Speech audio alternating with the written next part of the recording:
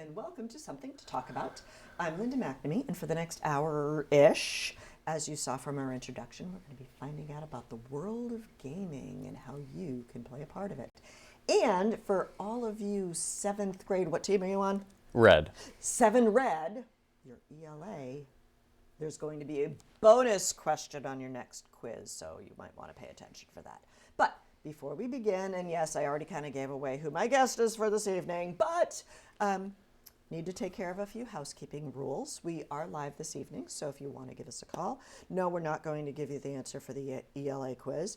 You can give us a call at 781-270-9199, or you can email me anytime at talk@bcattv.org. So if you have a question or suggestion for a future topic, definitely shoot me an email, preferably with a lead for how we can talk about that future topic.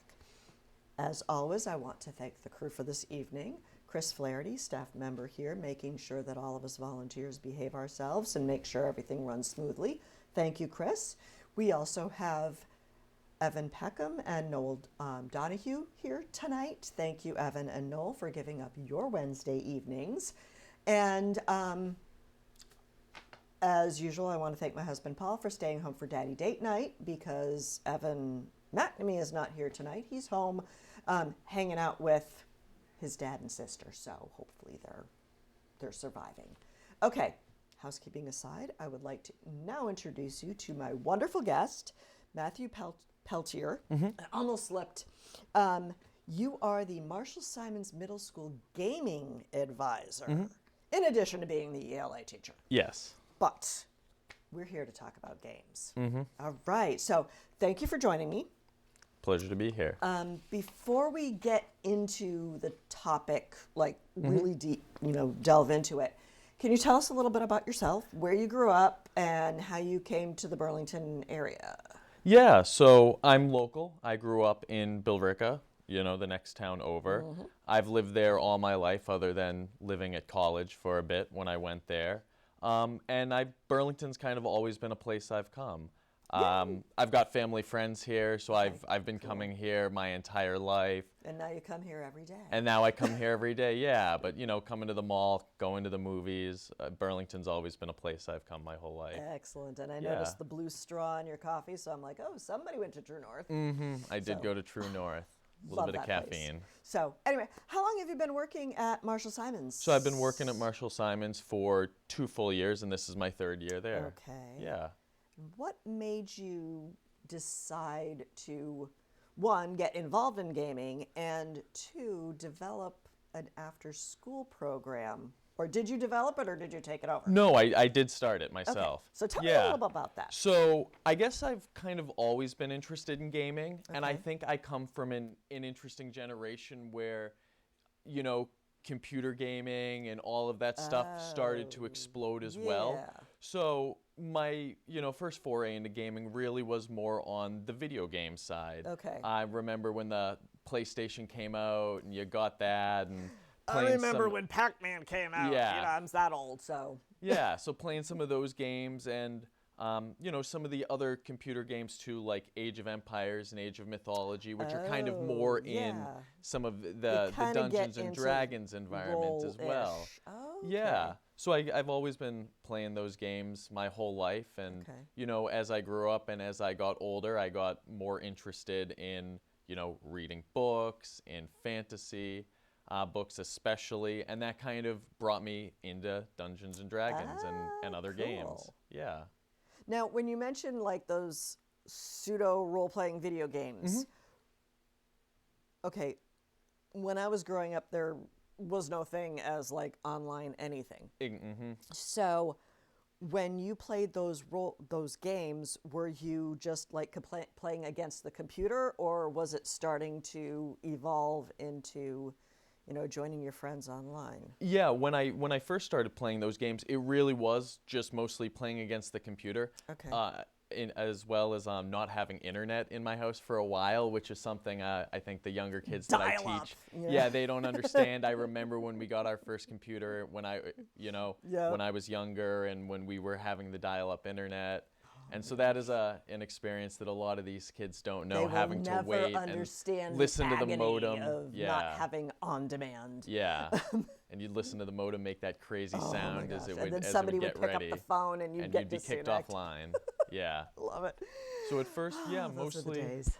mostly just against the computer, but Okay. then eventually, got into some of the online gaming as well. Okay. Yeah. Now, is something like Dungeons and Dragons only played online, or can you still like get friends together and kind of like on Stranger Things where they just meet in the basement and? So mostly played, and I prefer to play in person with friends. Okay. It adds a little something to it when you're with your friends and you can grab some pizza and you're all hanging out and you're doing it in person. Oh, cool. But the pandemic changed a lot of things for everybody, and that was Right, a point okay. where me and my friends also moved from our in-person gaming sessions to online gaming sessions. Okay. And there are pros and cons to both of them. With the online, you need less materials. Okay. And you can do some cool things with the maps and stuff that you can create, and which you've just got to imagine a little bit more in person. Oh, So there's okay. nice elements to that, but you lose a little bit of that kind of face-to-face, Yeah. that in-person element, which is fun. Okay. So what made you want to develop a club, and how did you determine the structure of that club and what it would encompass and how to wrangle all the kids? Yeah. So it was kind of just something that it started last year. Okay. And at the beginning of the year, I was just thinking about, all the other clubs were starting up.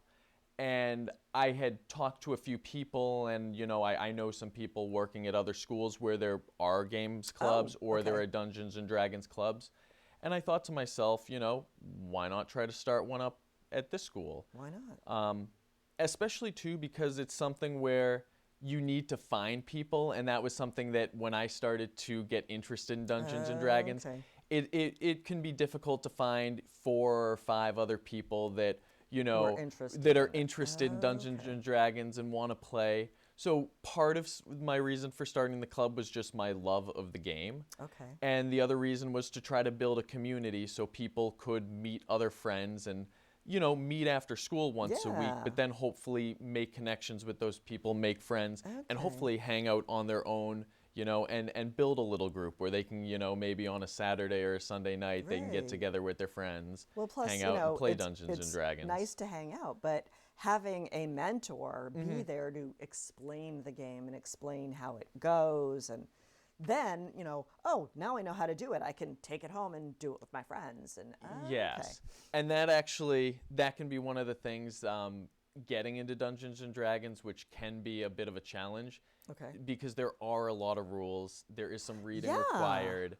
I brought some books to show. Yeah. Okay. them. 'Cause it, So there's a few. This is the most important book here, just the Okay, Player's Player's Handbook, Handbook. which anybody who wants to play needs. okay.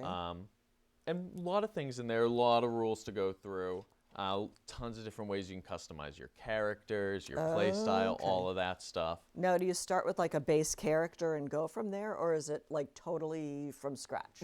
So pretty much like totally from scratch, in the sense that everything is customizable between like the type of character you want to play. Are you playing a character that's more like, bow and arrow based, or using a sword and a shield, or casting spells? Or all three? Some probably characters not, but- might. It depends, but you can do some magic. You might use Okay. some weapons as well. So there's a little bit of crossover and Okay. combining there.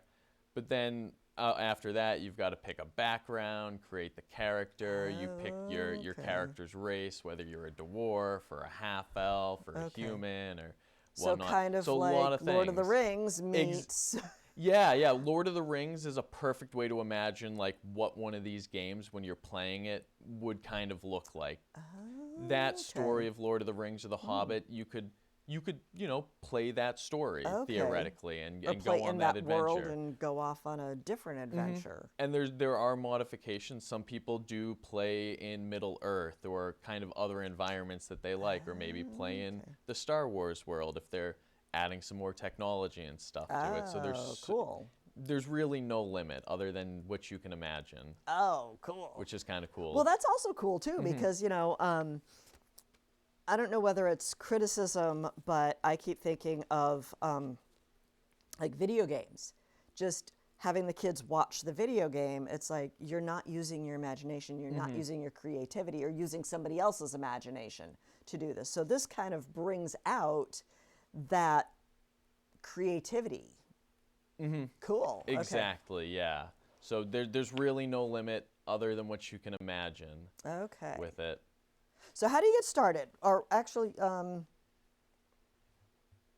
yeah, so before we get into the gaming, with the club, do you just focus on like role playing like Dungeons and Dragons, or do you do like chess or Monopoly, or So what do you do? we actually do all those things.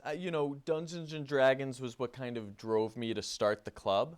But we also have kind of every board game you can imagine. Cool. And so last year, in the first year of the club's existence, it was mostly Dungeons and Dragons and board games and a lot of chess, which kind of is one of the earlier games, if maybe we get into the history a little bit, strategy, wargaming, kind of one of the early starters, which, some people will say Dungeons and Dragons and some of these other games grew out of. Okay. But this year as well, we added Xbox to the club. Oh, cool. Meeting some people at BHS and kind of finding out there's a great esports club at the high school. I discovered that, we've got this club at the high school. We've got access to a bunch of Xboxes at the middle school. Why not add that as a part of the club? We already have this gaming club. And there's room for the kids to kind of grow and move into the high school, if they're interested in that EA Sports Club. I've heard there's even some nationally ranked players that play in it. And Wow. It's kind of an upcoming thing, too. Okay. There's people who are pro basketball players, football players, soccer players, and esports is kind of on the rise where some of these people are, going pro and whatnot. So it's kind of like a first step maybe into that future world. Okay. Which could be cool. I'm just already envisioning what my son will be doing when he gets into high school. Okay. So it seems like tonight we're kind of, my impression, when I'm sitting back at my laptop, was focusing more on the role playing. But are you okay with that? Do you want to talk about something else, or both, or everything? Both, everything, yeah. All right. What is the difference between gaming and role playing? Yeah. So for me, I think the difference too is kind of what you want to get out of the game and what you're looking at. I kind of draw the distinction between gaming is more where you're kind of looking to do the best you can, in a sense, maybe build the best character, get the highest score, win the most matches.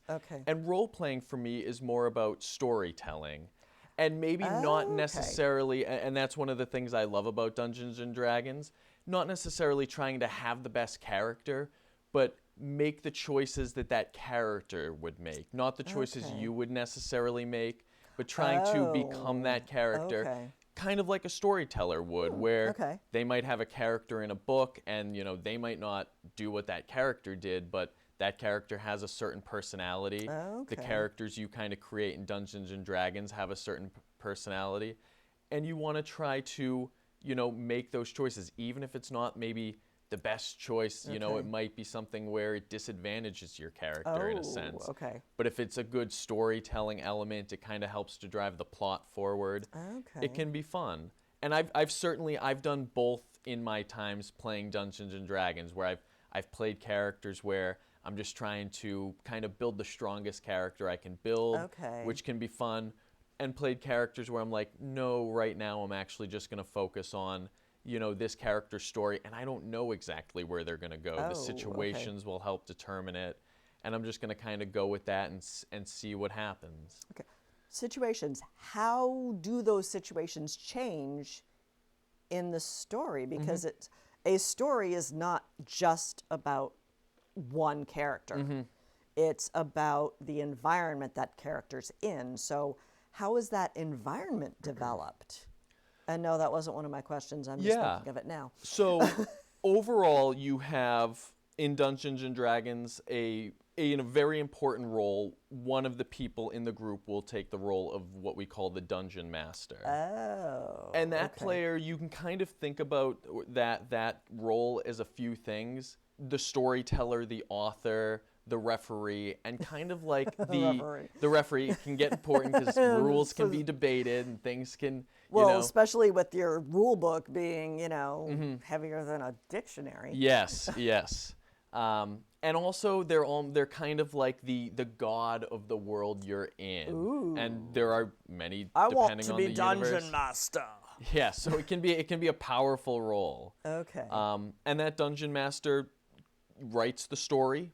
Okay. They don't control the story though, because they don't control what you as characters do. Okay. So they have a kind of a general plan, and they guide that story along, and they know Okay. what maybe the road, the Okay. marks throughout the story will be. They kind of know what the chapters will be, but they don't Okay. necessarily know how you're going to get there. And you might go in a different direction that they didn't And expect. totally plot twist. Plot twist, exactly. And then they have to kind of adapt on the fly and, kind of change okay. their story perhaps. Maybe try to redirect you onto the path depending on how much of a plot twist you're throwing at them. I'm already thinking about, who would I want to be in my game and who would I not want to be in my game? Yeah. Oh, cool. Okay, because Yeah. I'm just envisioning all these plot twists. So, Yeah. And so that dungeon master writes whatever story they want, It could be a story like Lord of the Rings or Star Wars or whatever other type of story you can imagine. Okay. You can tell that story. And that's essentially what it is. It's really just collective storytelling, but Okay. instead of the author making all the choices, they have actual people playing their characters who make those choices for the characters Okay. themselves. Oh, that's wild. Yeah, pretty it's cool. really fun. It's really cool. That's how Yeah. I always try to explain it to people who know nothing about it. I say, imagine reading your favorite book or watching your favorite movie, but you're one of the characters in that movie or in Yeah. that book, and you don't necessarily know how it's gonna go because There's no you're gonna script. make those choices throughout it. Yeah. Okay. So how long do these games last? I mean, because I'm kind of, like you mentioned Star Wars. How many Star Wars episodes are there? 12 something. So how long do these stories last? So the length can vary. You can play a very short session, which we usually refer to as a one-shot, meaning something you'll do in one sitting. And that could last anywhere from a couple of hours to, maybe if you're playing for a full day, maybe 8 hours or so. It's a long time. Or you could have a much longer campaign or story where it could last years.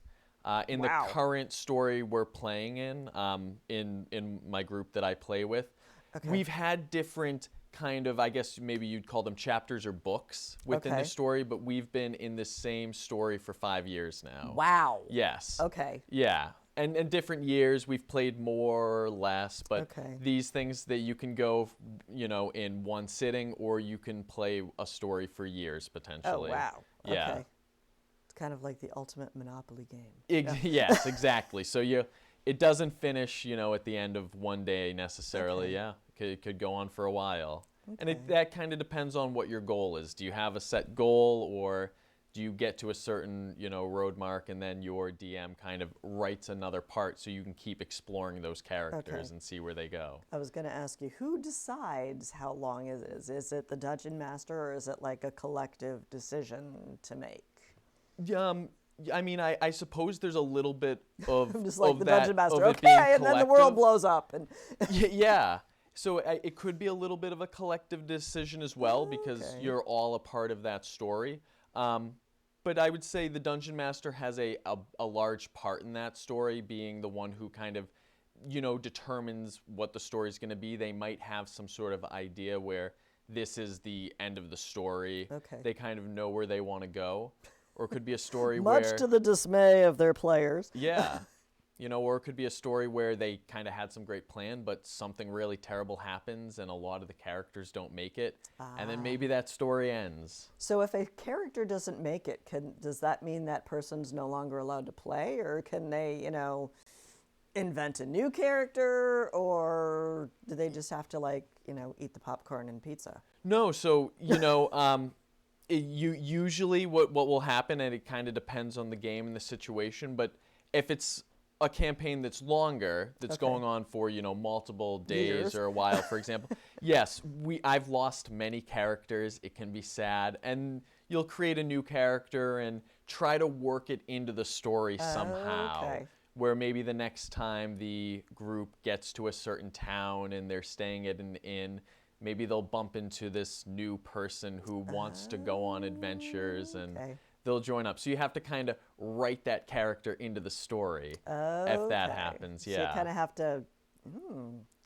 Neat. Well, we have some props here. Before we get too involved, can you tell me about some of your props? Yeah. So this that some of these miniatures are sitting on is a board that you would play on if you're playing in person. Okay. It's kind of just like math paper, like a graph grid paper, for a giant math graph paper. paper, Yeah. okay. Each little square represents 5 feet, and that's kind of So you how have you to do determine. math? There's math involved. Oh yes. boy. Okay. So yeah, so each little square represents 5 feet. Okay. And each character, depending on if they can walk, if they can fly. Yeah, I'm thinking that's a pretty big dragon there. It's covering, it's like 20 feet long. And there is, a rationale behind it. The little characters that fit in just one square, they just take up that space. The larger character, it's represented that way because it does take up that much space. It is much larger. Well, the dragon has to be intimidating because it does. dragons are intimidating. Dragons are intimidating, and they're a key part to the game, with it being called Dungeons and Dragons. That's true. I don't want to know about the dungeons, or do I? No. Yeah. Okay, so with character development, I mean, you can't really 3D print your own character, can you? So do you have to kind of fit your character into whatever pieces you have available? Yeah, yes and no. There are some websites out there. It kind of depends on how much money you want to spend, how much you want to invest it. So Scalable. There's potential that if you're playing a human character, for example, that's going to use a bow, that you could maybe get one of those printed, buy one of those, paint it yourself. Okay. Or kind of you don't even necessarily need characters if you're kind of just getting into it.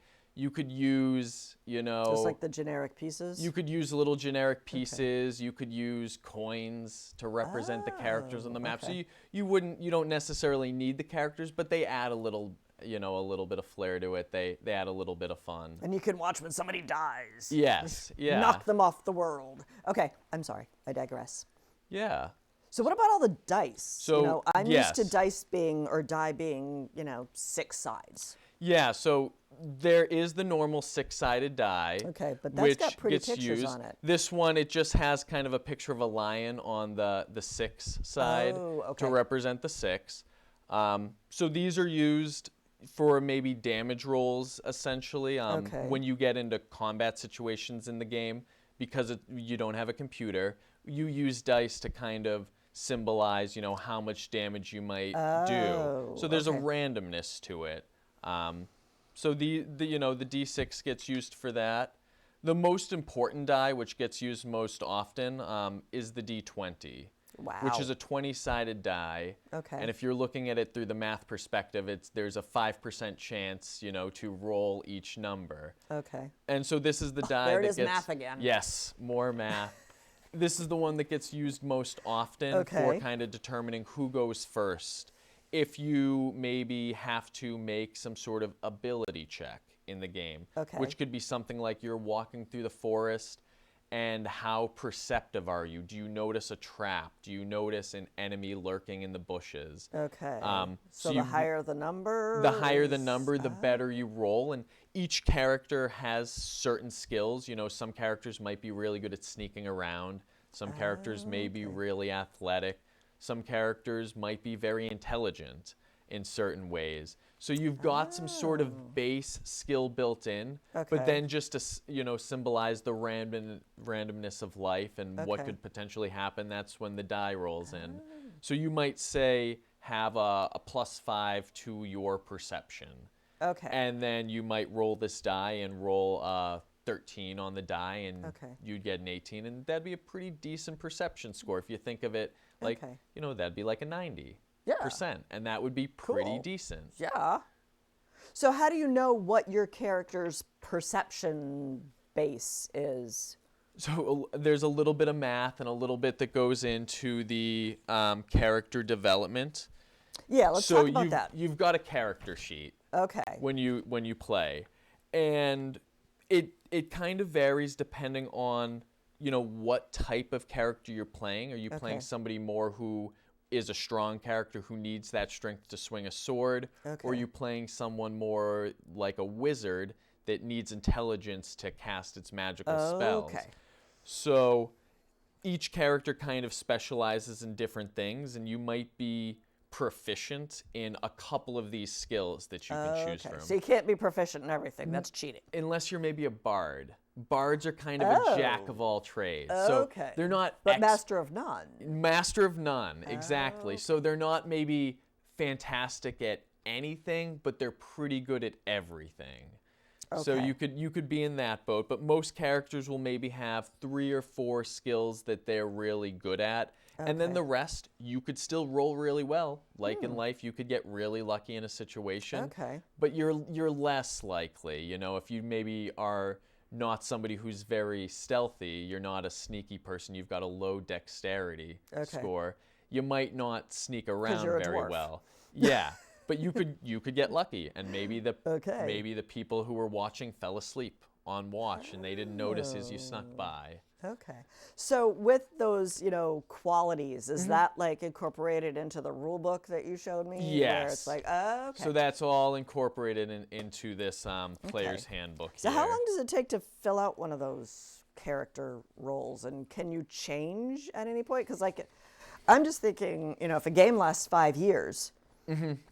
who I am now is way different than I was 5 years ago, and is probably going to be way different than who I will be in 5 years. So can I change? So Any of that? depending on the character and depending on how you're going, every character does change as they grow and they level up. Where Okay. you start.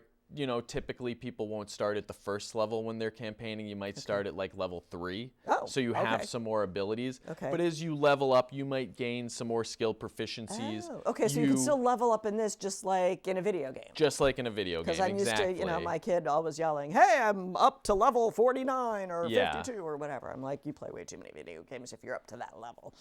But okay, I'm sorry, Yeah. I interrupt. No, so you can definitely level up, and you will improve different skills.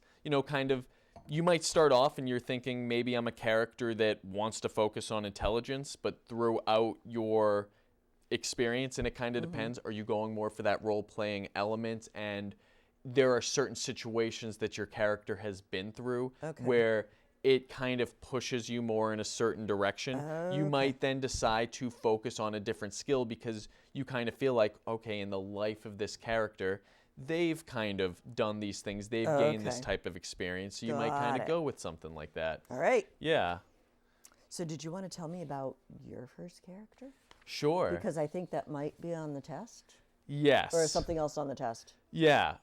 So the first character I ever played was this character here. I brought the character sheet. Okay. Um, No, we won't be able to read it on the screen. won't be able to but- read it. This character was a bard. Okay. Its background was a scholar, and he was a half elf.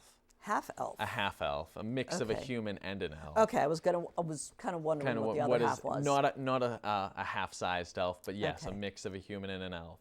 And I thought it was really cool. I looked up kind of the ancient Greek letters, so I wrote the name in ancient Greek just to kind of be fun. Oh, and wild. I named him Okay. Polybius after one of my favorite historians from Polybius. the ancient Roman times, though he Oh. was Greek. Okay. Yeah, so I kind of just Well, so half Greek, half Roman, half elf, half human. Okay. yeah. So I guess there's a lot of things going there. Okay. Yes.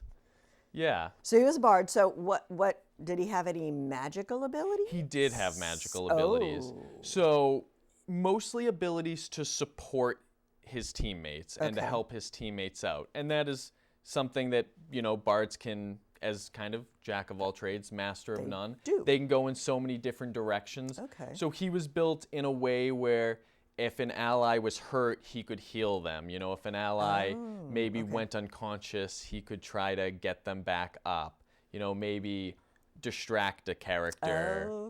You know, maybe provide some sort of stun. Or, you know, some sort of other type of abilities like that. Okay. Maybe help a friend go invisible if they needed to sneak around somewhere. I wish I had that skill. That would be a great skill to have. Now, can you have more than one character at a time, or do you have to like use that character for this game? And then when this game and can you play more than one game at the same time? You can certainly play more than one That game would at get the same time. but It can get confusing trying to juggle multiple storylines, multiple characters.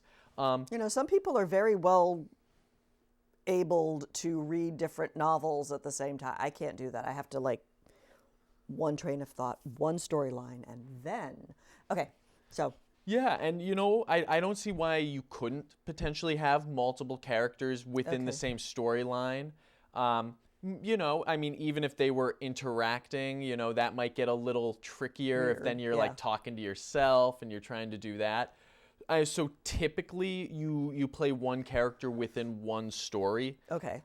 Which is different. The Dungeon Master plays all the characters that are not the player characters. So that person will play multiple characters in there.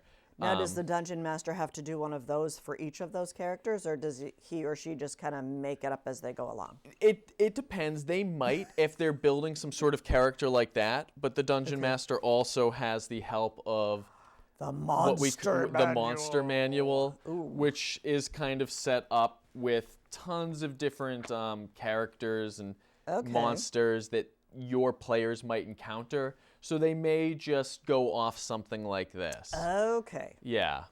Okay, you're going to encounter this monster on page 57. Or Yeah. So they might just go with something like that. But occasionally, if depending on the character they want you to encounter, the type of story, they may create a customizable one themselves as well to encounter. Cool. So they're playing a lot of different characters. You know, if you go to a store, they are the clerk at the store. If you encounter an enemy, they play those enemies. Okay. So any character that isn't one of the players is controlled by the Dungeon Master. Okay. Kind of like Star Trek Woman in Turbo Lift. You know, that would be me. And okay, I get it. All right. What are we forgetting about? Character development. We already talked about that. Other than a character, what do you need to start a game? So everybody needs a character to play. Okay. But you Unless you're a dungeon master, and then you can have like a bazillion. You need the dungeon master, whoever's going to run it, would need a little more. Okay. But you really don't need much, and it kind of depends on if you're playing virtually or in person. You know, if you're playing in person, you don't necessarily need a map because you can just do what we call theater of the mind. And you could just, it gets a little trickier to kind of remember everything that's going on. Yeah, but I you need the could just visual talk aid. it through. I prefer the visual as well. So I guess the few things you need is a map, you know, some sort of token or character to represent the characters, and some dice, and a group of friends. Okay. Now, if you don't have the fancy schmancy 20-sided dice, can you just use your standard 6-sided? No. No. But you could. Trick question. Okay. Yes. No, but you can actually, if you didn't have physical dice, you could just use you know, dice from online. As simple as just Googling dice roller, and they have you can roll any of those dice virtually. Well, that's pretty cool. So yeah, I mean, really, the entrance level, the supplies you need is pretty limited. The friends are the most important part. Now, is there like a minimum or maximum number of people needed to play a game? Well, minimum, I'm guessing 2, but that would be kind of boring. 2 would be kind of boring. 3 might even be a little boring too. Okay. So I would say you need at least 3, probably 4 to 5. 4 to 5. And I suppose there's no upper limit on that, but when it kind of gets into the storytelling element, if you had, say, 20 people and you were maybe doing some sort of a combat scene where that will go in rounds and stuff. Okay. It might get boring for the players if they Okay. were Have to wait they 19 they get to turns. play their Okay. character for one round, and then if everybody goes really quick and they do it in a minute, it takes another 19-20 minutes to get back around to you. Wow. Okay. So 5 is kind of like the perfect number, I think. 4 to Okay. 5, 4 to maybe 5. 6 is the perfect number Okay. for a party.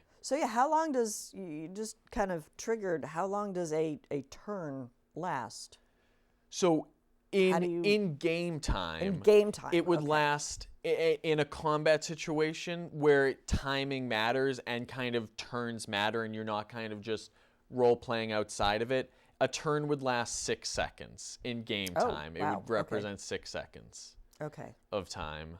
What's game time? Is that like a football game time? It's just important 2 for minutes less- certain okay. like magical abilities or spells. You might have a magic spell that lasts 1 minute, so it would last in that sense 10 turns, and then that spell would maybe expire, whatever it is. Okay. So Got it. and that the timing it's depending on what you're doing. It's usually important in the combat situations. And depending on what your dungeon master decides, you might have a limited amount of time in the real world to accomplish some sort of goal. So okay. I've also played games where we went on a heist mission and we had to infiltrate this mansion and try to retrieve an object. It was Okay. very fun. And we had a certain amount of time in real life that our dungeon master allotted us, and if we didn't, okay. accomplish the goal Kind in of like this the amount escape of time, room, if exactly you like can't an get out escape in an room, hour, yeah, you fail. yeah. Okay, because I was kind of wondering, we're talking about combat. I'm like, do you have to have combat? You don't But necessarily you just- need to. You just explained that with yeah. the heist thing. That's pretty cool. Yeah, it's something that a lot of players like. It's one of the fun elements when you're building these characters Okay. to get involved in. But you don't. Well, especially with dragons, Yeah, dragons aren't known to be real friendly. So. they're certainly not. And so a lot of times combat will happen, but it doesn't necessarily need to. Certain characters are very charismatic. Okay. And you could play a character that is good at talking his way out of situations or winning people over, which can sometimes be very beneficial if there's maybe an enemy where your team knows you're not going to be able to defeat that person, but you might be able to reach some sort of compromise with them, and you might be able to work out some sort of deal. So you don't necessarily need to, always turn to Violence. combat or violence right at the beginning. It happens occasionally, but you can talk it out and you can try to work things out as well. And that is kind of something that is up to the characters. Cool. Yeah. Now, backing up a little bit, yes, you are teaching this in school. Well, you're not really teaching it in school, but it's an extracurricular activity. And there are skills involved. We already talked about math skills, different math skills for, figuring out timing and distance and all that. What are some of the other skills that you develop? Yeah. So I think math skills can be super important. Okay. It's not something you necessarily need to focus on, but it's something you can think about, depending on how you want to build your character. If you're thinking about maybe how defensive your character is, and you can work out, based on the dice that will get rolled to maybe attack you, or the abilities you might use to persuade somebody. You can kind of understand, like, all right, I maybe want to build this a little higher. And think about it in a percentage way, right? So you can give yourself, for example, if you're building a character, you might know, like, I'm going to put more points into my charisma score, and that's going to give me a 25% increased chance on persuading people. So math skills certainly plan into it, build into it. Depending on what you're doing, strategy in some sort of situation and planning can play into it, where you might approach a certain problem in a certain way, which kind of rolls into teamwork as well, where you're you're with a group, you're playing with a group, so you need Okay. to kind of learn how to collectively get things done. Okay. And as we kind of talked Kind of about, limit the plot twists. yeah, and not every character is good at everything, so teamwork comes into play. Okay. You might have a character who, you know, couldn't talk to save their lives, but they might be very sneaky, so that character might be able to, you know, sneak around and do form something while alliances somebody at else. all, or can you form alliances? You certainly could. could. So not when required, okay. with your own party, like you're usually all on a team, so you're all on Okay. an alliance, but you could form alliances with the other characters that the dungeon master controls that you run into okay. and you get involved with. So Okay. it could be beneficial if there's a certain town or city you pass through regularly. It might be really nice to be friendly to the people in that town, maybe to help them out. You know, maybe if you're in a Okay. party that is doing rather well and you're kind of wealthy, you've got a lot of gold, and you're going through a town and you see a building that is kind of falling apart, maybe you help Fix it them up fix again. that building up, Okay. and those sorts of things can benefit you in the future in the game. Right. You know, so interpersonal skills, because you got to work with everybody. Exactly. Time management. How does that play a role? Yeah, so it again, it depends on the story you want to go Okay. through, and you know, maybe how long you've played and how experienced players are. So you may, for example, perhaps on every turn, because the dungeon master wants to make sure like you're not taking forever, because in a real combat situation you've got 6 seconds. So you Yeah. can't spend 10 minutes deciding what your character would do in 6 seconds. Got it. So you might have to kind of think on your feet like that. You might Okay. have to manage your time for certain objectives or goals going through that. Okay. What are we forgetting? We talked about dice. What are some of the advantages or disadvantages of playing virtually versus in real life? So I think Can you do like a hybrid? you could. I've done it before where That sounds kind of funky. it can be, and you know, it's perhaps maybe have one person streaming in and you've got a camera set up to kind of view the Okay. group. So hybrid is a potential option. Okay. Or you can play full virtually.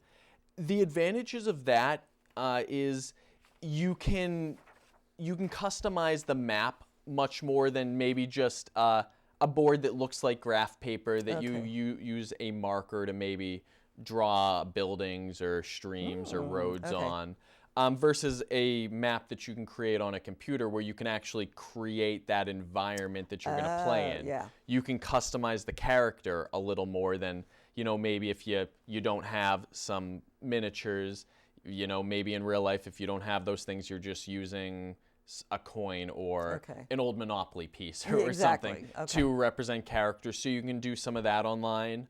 You have dice online kind of built into some of the different websites that you can play Okay. on. So it kind of lowers the material you need if you're playing virtually.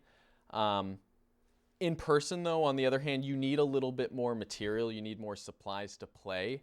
But I always find playing in person, kind of being with your friends, you know, getting some food together, just hanging Yeah. out, is a little bit It's a more little more fun. fun. It's a Okay. little nicer. But there are advantages and disadvantages of both. You know, you could have like a virtual world, but then everybody in the same room kind of. You could know, even do that. You manipulate. could still get together, and if everybody maybe brought a computer, you could still play in that virtual world, okay. or even if you had one computer, and still kind of hang out, maybe Okay. stream it on a TV or something, Oh, which would be neat. fun. So, how has, or wait, did we answer the question, or did I ask the right question for the quiz? Because I want to make sure that we get that in. Yes.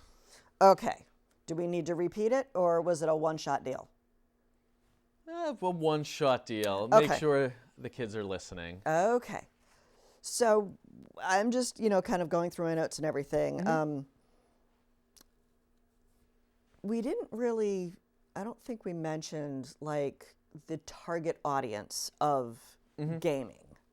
So what kind of ages are we talking about? So right now you're working with middle schoolers, and there may or may not be a gaming club in high school. We mentioned the EA games, but there might not be role-playing games. So does that mean they're done? No, not necessarily. Okay. And as I kind of mentioned in the beginning, that was one of my hopes starting this club, is games can last a long time. So sometimes 1 hour after school isn't a ton of time to play, but hopefully they build those friendships, they build the group of friends, and they can play outside of school. But it would be a great thing to get a club started at the high school and to play, even after that. Okay. And keep going. But I'd say the gaming age, for D&D at least, there's some reading involved, there's some math involved. So middle school is probably the age where you can start to get into it and understand all of that. But as far as kind of an upper level on that age, I don't think there is one. You can play. Are there other games other than Dungeons and Dragons for role playing? There are some other games out there. Oh, okay. Yes, How did you find out about those? Online? Yeah, I guess online. For me, I've mostly only played Dungeons and Dragons. I know of some other games out there, and maybe in the future, me and my friends will try some of those. Okay. But you can play, as I said, we've been playing in one of our games for about 5 years, so this can certainly take your time. Now, earlier you mentioned like the history of Dungeons and Dragons. Because I remember being in high school and I had classmates that were into Dungeons and Dragons then, and I probably already alluded to how long ago that was, but when did the concept start? So I suppose it depends how far you want to get back and how history nerdy you want to get. Okay. But Dungeons and Dragons and role-playing games, really strategy games, are something that some people will say have existed ever since ancient times when generals were preparing for battle. That exist even up until today. What we would have first referred to and where the rules first started. Like Risk? Like Risk, for example, would be kind of a wargaming board games, and like chess as well. They look a little different, they play a little different, but they're these strategy games with rules. So some people will date them all the way to the past, where Alexander the Great and his generals were in a tent, dragons. And Persians. So they were in a tent and they were they were planning, like, how are we going to approach this battle? How are we going to war game that out? And more along the time of the late 19th century, early 20th century, this started to become very popular, again, with military generals planning out how they would, encounter battles. And that spun off eventually into something that, history enthusiasts would start to get involved in, and they developed rules to kind of simulate, how soldiers will interact, how fast a tank can move, and these types of things. So the early history of Dungeons and Dragons really dates to those war games where rules started to be applied to games like chess, to games like Risk, and then eventually those rules got modified into Dungeons and Dragons. Because I'm like, when did dragons get involved in the whole thing? Yeah. So Dungeons and Dragons started in, it evolved more over time, but in the 70s and 80s it begins, and then it kept going, up until today. Okay. Hence, Stranger Things takes place in the 80s, and that's, kind of like the thing. Now, do you think when, I'm late to the game with watching Stranger Things, but do you think the, not really focus, but having that component as part of this show, which is now mainstream social, entertainment, do you think that kind of brought back an interest in Dungeons and Dragons, or has it already been there, or do you think it expanded the audience, or is it completely irrelevant? I think it did. It was actually one of the things that got me interested more in playing. Seeing that first season of Stranger Things is something that got a lot of my friends to play, who we were already people who were interested in fantasy books. We were interested in that stuff, and we saw Stranger Things, and we decided like, That's right. I've only let's watched actually- season 2, so I Yeah. haven't like. I won't give any spoilers Don't give it away, but you know, we I saw just that thought that it continued as part of the series. Oh, it Foolish does. me. Oh, okay. It does continue okay. as part of the series. But that is something we saw. That we saw Dungeons and Dragons. We saw how much fun they were having, and it was something that got me interested in trying to play. And that's where we saw that show, and it kind of got me to go out and buy some of these books and start to get involved in it. So I think Stranger Things definitely got more people interested in Dungeons and Dragons. Neat. For sure. Now, I'm also thinking, I got to stop using the word now, but when you get together with your friends, you can get together at somebody's house, but there are also like comic book shops. I know like Counterplay here in town, I think it's Counterplay, they have gaming nights. Now, is that just for, do you know if that's just for like Dungeons and Dragons type games or any kind of role-playing games or any board games, or how does that fit in? So that is something I'm not very knowledgeable Okay. on. I know different towns with different gaming shops will run, different nights. There might be a night where they play Magic cards. They might be a night where they play Dungeons and Dragons. What's Magic cards? I don't. Some other people play. I don't know much about It's it. another game. It's a similar game played with cards. So there are certainly other places that you could get involved, and it might be a place too if you're looking for a group of friends to play with, or you're looking for a group that you could become friends with and play with. I think Might be a good place to start. The library also has a program too. The library does have a program. They're running. Yeah, the librarian was at the school at the beginning of the year, and they are running some Dungeons and Dragons games. So there are all sorts of outlets out there if you look for it. Neat. Now, if somebody started something in the after-school club, could they pick it up at the library, or is it kind of like an isolated thing?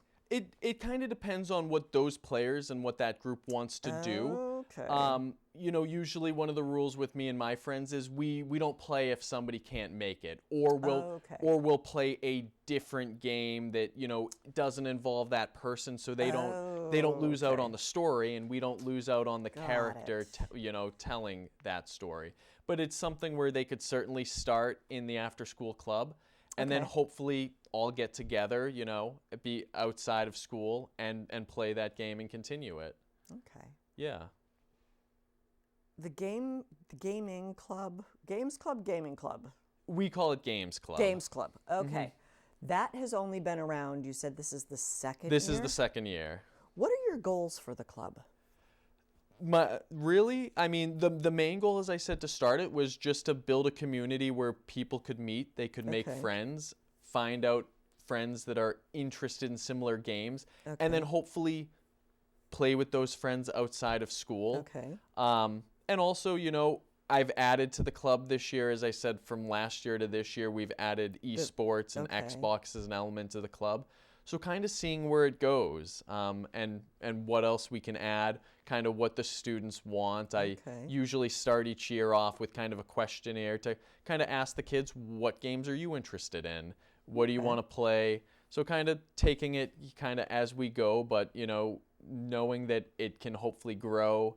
We can keep adding new members, and, I guess. How big's the club now? So right now we're averaging, depending on the week, something like 35 to 45 kids a session. Do you fit in a classroom, or do you have to do it in multiple classrooms? So we host it in the library at the school. Okay. Yes, because I could not fit that many kids in my classroom. Yeah. So we host it in the library, which is great because it's a huge space. There are tons of different tables, so the kids can kind of split up, and there'll be a few different tables playing Dungeons and Dragons, a couple different stations with the kids playing Xbox, and maybe a couple kids playing chess or Monopoly or whatever else they're interested in that day. As I'm starting to think, middle schoolers and imaginative, creative storytelling, do you have to censor any of this, or like redirect the kids into, do you have to like override the dungeon master, basically. And So how do you do that? So yes, with it being so imaginative, it could go into a realm like that. Okay. But it's usually hopefully what the kids bring to it. So Okay. I haven't had an experience like that yet where the kids have kind of gone off the deep end, so to Okay. speak, with their characters. Okay. So it's kind of what they bring to it, and you can do whatever in the game. But they're usually pretty good. They're having fun. They're Okay. telling their stories. I'm just afraid of like, okay, you're letting, 12-year-old boys just do whatever they want. And it's just a scary concept to me. Yeah, I give you a lot of credit for that. Yes, so you definitely keep an eye on them. Make sure those stories are going well. Exactly. Now, did we forget anything? Because we only have like a couple of minutes left. I want to make sure that we covered everything that you needed for your bonus question in ELA class. What's your favorite? Do you have like a favorite memory or a favorite story or something that's going to stick with you over the whole gaming thing? Like somebody cool you met or something your character did that you were the most proud of?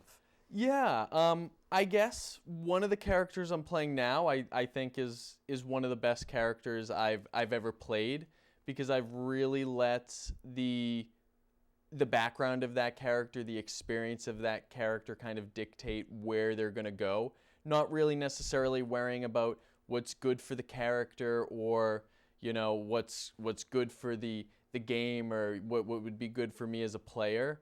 And it was very unexpected. I had this character who kind of had gone down a dark path in his life. He made he made choices for good reasons. Okay. To protect his family, to kind of try to protect himself. Okay. But they got him in kind of some trouble. Ooh, And okay. then over time with this character kind of wrestling with himself, kind of going back to his roots, thinking about, the way he was raised and the culture he was raised in, kind of turned his life around and got himself back on a good path and changed things. Yay. And so it was a really fun experience. It was something that, I didn't even expect to happen until the situation presented itself in the game. But it was just a really great storytelling moment where me as a person, I didn't necessarily feel like I made those choices. I knew the choice that character was going to make in that time. Kind of like, hopefully this is what good authors do and good storytellers do, where you try to step back and you try to know what your characters are going to do. So I think that was one of the most fun experiences I've ever had, kind of the development, the story arc of this character. Cool. Well, we are out of time. So thank you so much. I'm like really jazzed now. It's been a pleasure. It's been fun. And thank you for joining me, giving up your Wednesday evening, because you have to get up really early tomorrow. I do. And I also want to thank everyone at home for tuning in this evening. I hope you are as jazzed about storytelling and imagination and creativity and the positive impact that gaming can have. So thank you very much for tuning in. Have a wonderful evening. I'll see you around town. Good night.